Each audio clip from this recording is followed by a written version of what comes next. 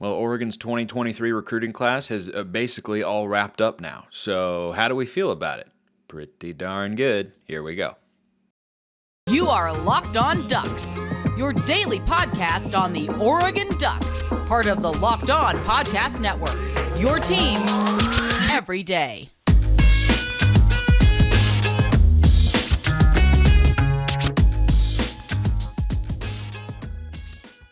Yes, it is that time once again for Locked On Ducks. I'm your host, Spencer McLaughlin. Thank you so much for making this your first listen or your first view of the day. Part of the Locked On Podcast Network, your number one source to stay up to date with the Ducks. If you haven't already, please like, comment, subscribe wherever you listen to or watch this show. 5-star reviews on Apple Podcasts. Appreciate those too. Or 4 stars if you think it's a 4-star show. I'd be fine being either recruit, frankly, coming out of high school. Today's episode is brought to you by FanDuel Sportsbook, official sportsbook of Locked On. Make every moment more. Visit FanDuel.com/lockedon today to get started. We're staying locked into the recruiting circuit here with my guy Max Torres, who covers the Ducks specifically on the recruiting trail for Fan Nation at Sports Illustrated. He also hosts the Ducks Dish podcast. Many of you know him already, but in case you didn't, that's who he is and why we continue to bring his wonderful, shining, glowing face right now back on the show. Max,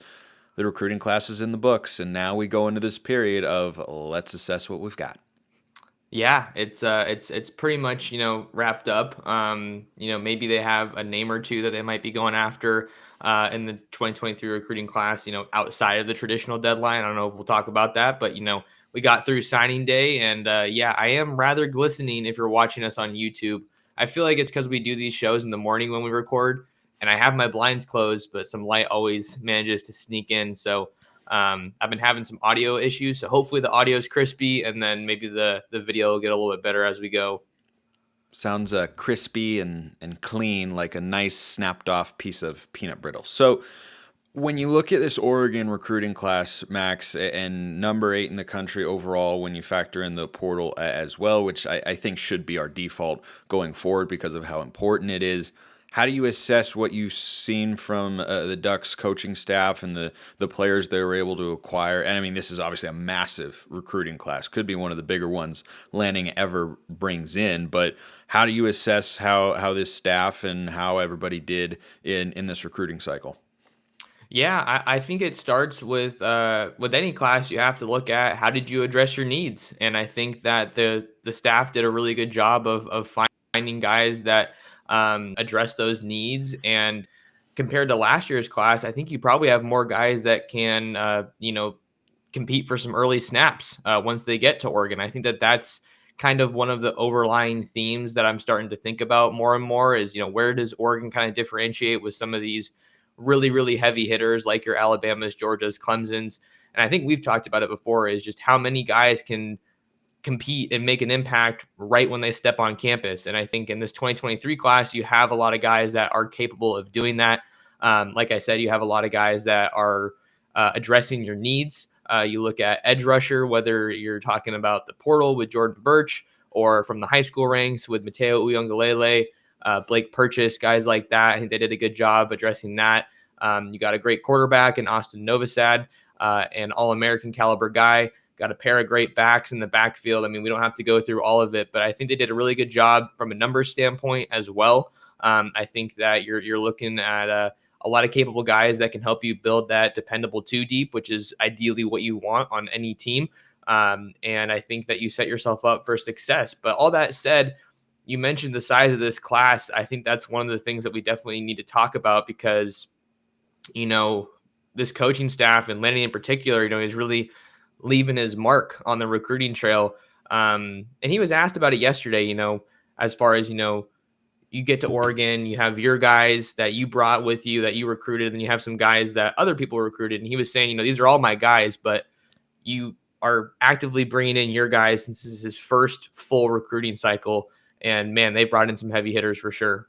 Yeah, I'm happy to see that the recruiting has gotten to the level that it's at right now for Oregon here in that first full cycle. Because last year, when Lanning kind of swooped in late and salvaged the class to make it at least top 25, I think it was like 28 18, I don't know, somewhere around there. Better than it certainly was when Mario departed. I think this was kind of the expectation, which is why I'm encouraged to see that it's a top 10 class in the country. But I'm also not coming on here saying, oh my gosh, this is a revolutionary time for Oregon football. Dan is taking the program to new heights. This is going to be the most unbelievable thing we've ever seen, because at some level, Max, I do think this is kind of the expectation that we've set for the staff, and I think that the staff have set for themselves in terms of talent acquisition. Oregon being in the top 10, I think Mario kind of showed us the way on that front, is very possible if you have a staff that's committed to recruiting as these coaches are. And I do think, can it go any higher? Maybe a little. I think it could go. I don't know if you could get into the top 5, but you could. I think Oregon in 2021, the highest class ever was 6th. Do you think there's more to this staff on the recruiting front that we'll see in the coming years, or do you think this is pretty close to the ceiling? I don't think this is the ceiling. I think this is definitely a great class for Dan Lanning, and like you said, I think it's certainly the expectation to be in this territory, top class in the Pac-12, and then in the top 10 in the country. When as far as rankings go, you see some discrepancies depending on which service you're looking at. And then now you also have the prep class and the transfer class, and how do those kind of combine? But yeah, to put it simply, I think that Lanning can do better, and so can this staff. And that's not saying that this isn't a good haul. I just think they're capable of even more now. And now that they have that first full cycle under their belt, some of the staff changes have already gone down. Lanning saying that he doesn't expect any more staff changes, which kind of hints at a return for Adrian Clem, who has been an awesome recruiter for the Ducks. Up. He's a huge piece to the puzzle, no doubt. But I think that Oregon can push even higher. I'm not saying that the prediction is for Oregon to be top 5 in 2024, but I think that is kind of the next step that you want to go to, and you kind of need to go to if you want to really be competing for a playoff spot. Although those aren't going to be as hard to come by now once it expands, but you want to get in the playoffs and you want to make a deep run, right? That's the mark of a good program, and kind of having those aspirations. But I think one thing that would be interesting to include here, I was talking to one of my sources yesterday about just kind of, getting through the day and it's all done. And the source said that this is an elite 2023 class. The 24 class is going to be the best in school history. So they're setting that mark, and this recruiting staff is hungry. They're different. They're ambitious. And they just did a heck of a job. So I think that this is a great mark for Lanning now that he has his feet under him in Eugene. And I think they can ramp it up a notch in 24. Did you ever see those SNL skits with Andy Samberg called Get in the Cage, where he's playing this fictitious Nicolas Cage persona? I don't think I did. I don't think I have. There are these moments, some of you may have seen him out there, where his kind of like catch line when he would appear as that character was, "That's high praise." And every time when you said like they could do even better next year, I'm like, "That's high praise." Because that would be, I think, pretty exceptional if in year 2 of a full recruiting cycle they notch the best class in school history. That's setting some sort of standard. But I do think the recruiting can go even higher. And I'm with Max. I think this is a really great place for the Ducks to be. But I do think there's another step. I will tell you why. I will also tell you why you should go check out FanDuel. We're really excited about our new sports betting partner for Locked On because they're the #1 sportsbook in America. And if you're new to FanDuel, that's even better. They have so many great features that make betting on sports fun and easy. Download FanDuel so you can bet Super Bowl 57 between the Chiefs and the Eagles with a no-sweat first bet. You'll get up to $3,000 back in bonus bets if your first bet doesn't win. The FanDuel Sportsbook app is safe, secure, and super easy to use. So join FanDuel today at FanDuel.com/lockedon to claim your no-sweat first bet on Super Bowl 57. That's FanDuel.com/lockedon, and then download the app. Make every moment more with FanDuel, official sportsbook partner of the NFL. I think there's an interesting dichotomy between recruiting and on-field results.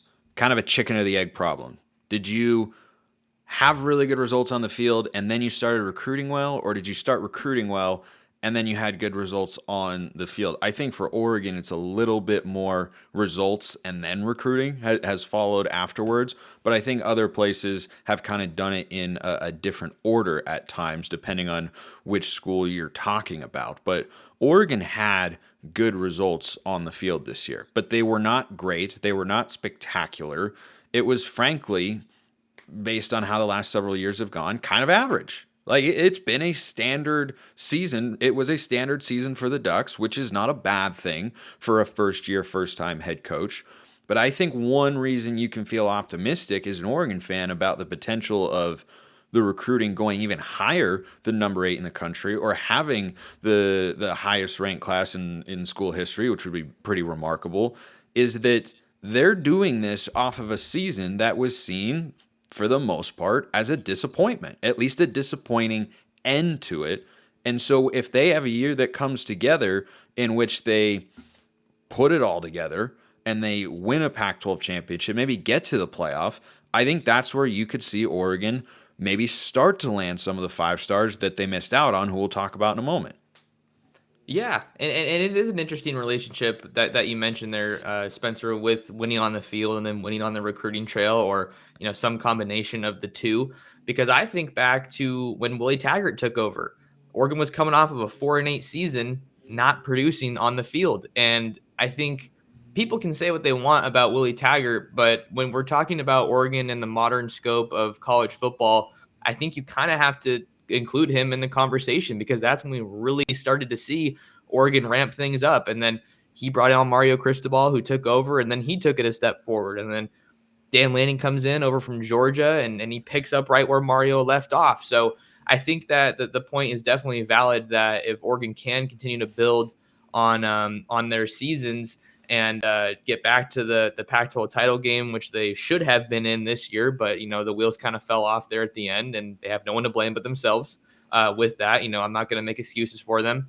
I think that if you can have an even better season than you did last year, and 10 wins in Dan Lanning's first year is nothing to scoff at. I just think that the timing of his hire and the expectations that fans and the boosters and everybody has is at that point where a 10-win season is, like you said, average. So if they can hit that 10-win mark and push forward and get back to the Pac-12 title, and then get to a really good bowl game, and maybe even in the playoff conversation, and ultimately get into the playoff, I think you can absolutely capitalize on your recruiting momentum and your on-field momentum, which is kind of why I think recruiting is so interesting to kind of sink your teeth into, because there's so many different dynamics. You can have teams like, look at USC. I mean, they didn't do well before Lincoln Riley got there, and then Riley takes over and the recruiting totally ramps up. And granted, that's a very special situation with how the transfer portal took off, and Riley just absolutely, just leveraged it like no other coach in the country, you could argue. But yeah, it's an interesting deal, and I think that Oregon, to kind of wrap up that point or go back to it, I don't want to get too distracted, they can definitely continue building on that, and on-field success will only help them continue to get results like we saw yesterday.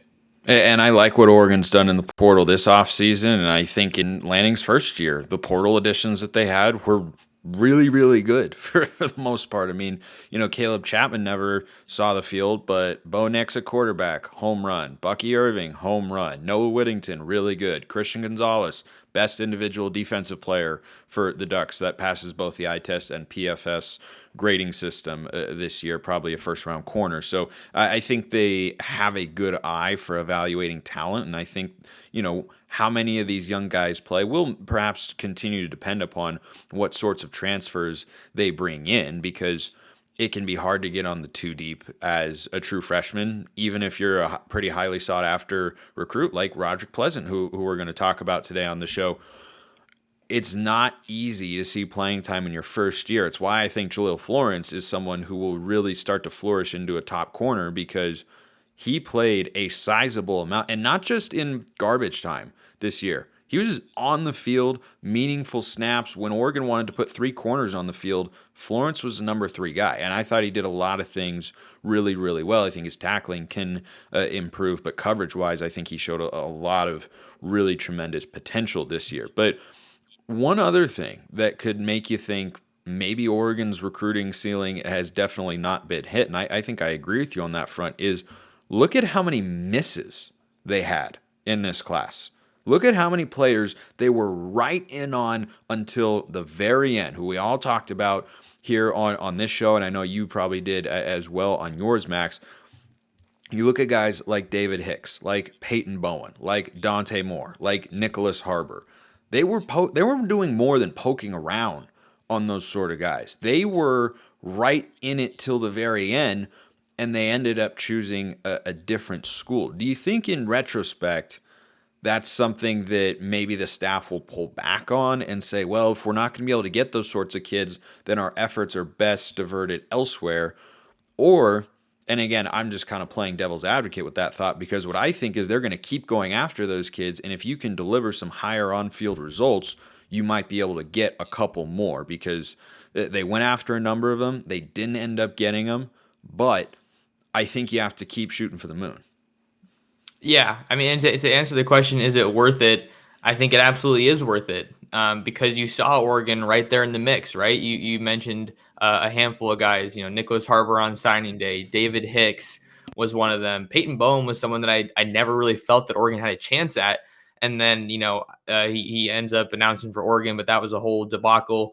And then you have other guys like Jonte Cook, a 5-star wide receiver out of Texas, had Oregon in his top 3.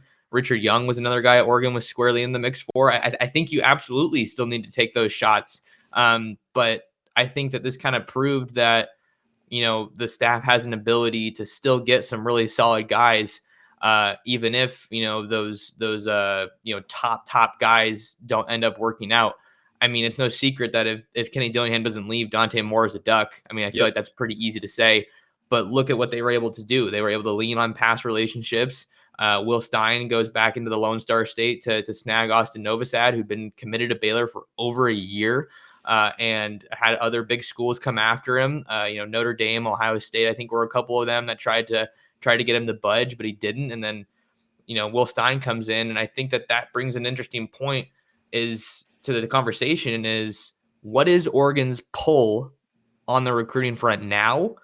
And how is that going to change, with some of the new pieces that Lanning has added to his staff, particularly Will Stein, I think is an interesting one because he's the quarterback's coach, most important position on the field, and he's the offensive coordinator, which, he has some pretty big shoes to fill. I'm not saying that he's not capable of it. I mean, for sure he's capable of it. He's one of the, up and coming minds in college football, but Kenny Dillingham, I think, really exceeded expectations in that 1 year he was at Oregon. So I think that there's definitely a lot on the table in terms of what the offense is expected to do at Oregon. So you still got to take your shots at the end of the day, because, you're going to miss the shots that you don't take, right? It kind of sounds corny, but you have to do it. And I think that, some of the guys that you mentioned are from a lot farther east, right? I talked about Jonte Cook in Texas, and then Richard Young was all the way out in Florida. The Ducks got a commitment from Dallas Wilson, who's out in Florida, but a lot of time has to pass before he gets to Oregon as a 2025. So I think for me, you still have to take those shots, and Texas is a great place to take those shots because of how deeply entrenched this recruiting staff and the staff overall is in the Lone Star State. And I think that that's the more realistic place that you can really, really, really set up shop and get some really nice additions. Yeah, and you just have to go after that caliber of talent, and you need to land them at some point in time, obviously, but being able to get on the radar in a serious way for that caliber of recruit for a first-time head coach and a relatively inexperienced staff. In some ways, you mentioned Will Stein, of course, will have a year to get his feet under him as the OC, but I think that raises the likelihood that you could see a couple more of those sorts of guys commit in next year's class, and I certainly hope so, because typically the Alabamas and the Georgias of the world and the Clemsons and Ohio States have those sorts of players at various positions, and I think you just have to go after them. Even if they don't always work out, you're not going to get 100% of the guys that you want. It's just the way that recruiting works because there's so many interested parties and such. But two guys that caused all the stirring on National Signing Day, Nyckoles Harbor and Roderick Pleasant. I want to ask you about those, Max. I also want to tell you all, including you, Max, about Built Bars because they are a delicious treat, but they don't have all the fat and calories of delicious treats. Built Bars are really, really good. I've got them in my pantry and my golf bag at all times. For starters, as to why they're so delicious. They're covered in 100% real chocolate. They come in unbelievably delicious flavors like churro, peanut butter brownie, my personal favorite, mint brownie is the way to go, but they've got anything that you want. Coconut almond, plus the puffs, and so many others beyond that. 130 calories, 4 grams of sugar, a whopping 17 grams of protein.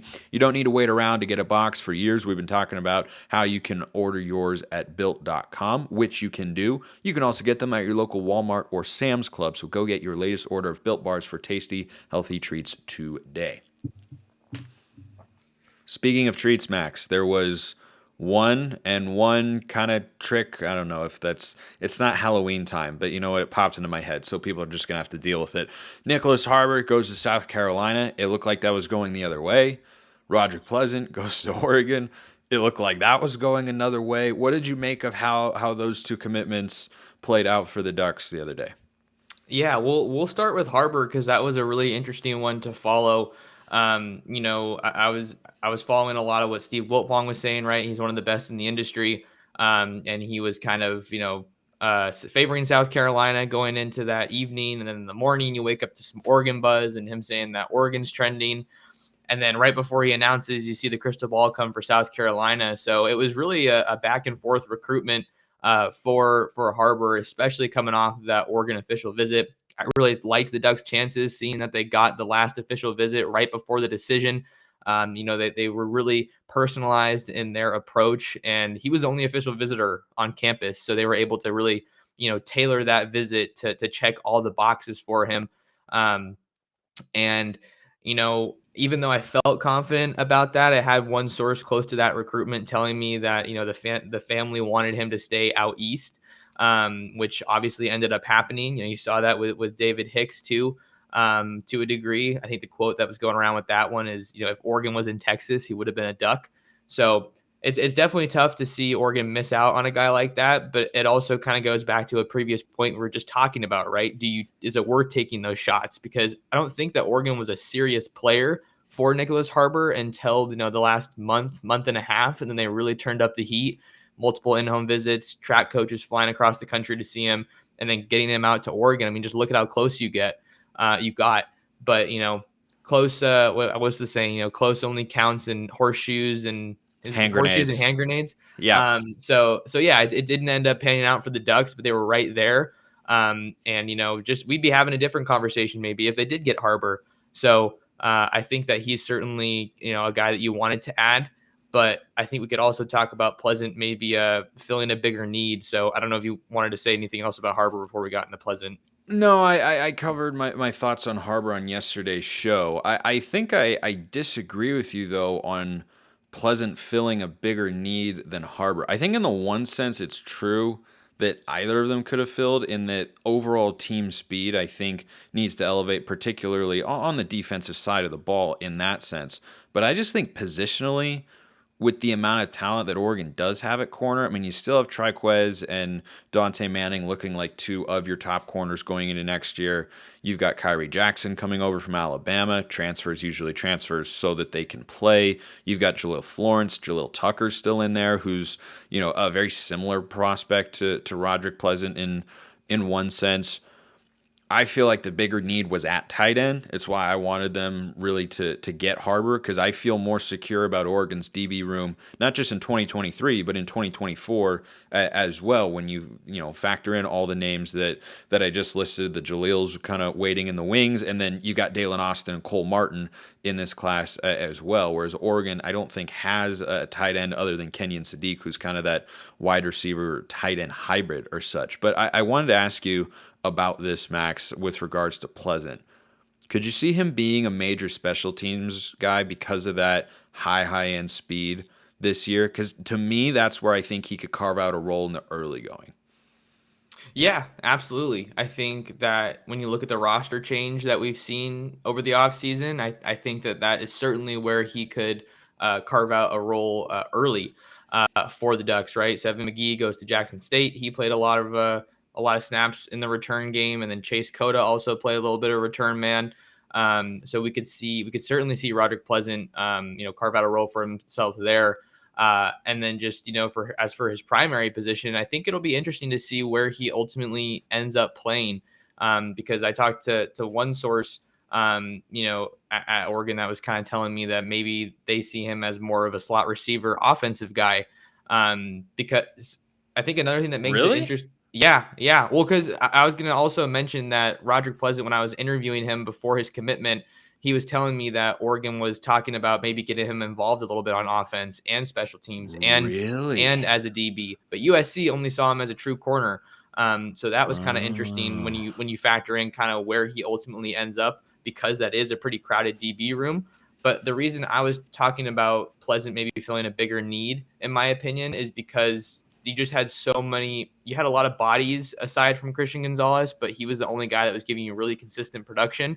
So even though there are some pieces that are encouraging in that room, and I agree with you, Spencer, I think that you kind of like edge rusher to a degree. You have a lot of bodies in that room. You just want to give yourself more options, and you obviously need a ton of speed in the secondary. Look at all the guys that USC is getting. Zachariah Branch, Mekhi Lemon. You got to. I think that's one of the big storylines out of signing day. Is you have this recruiting battle between Oregon and USC that Oregon emerged victorious on yesterday, but Lanning's getting these guys to counter to a degree, the elite skill talent that he's going to have to be facing.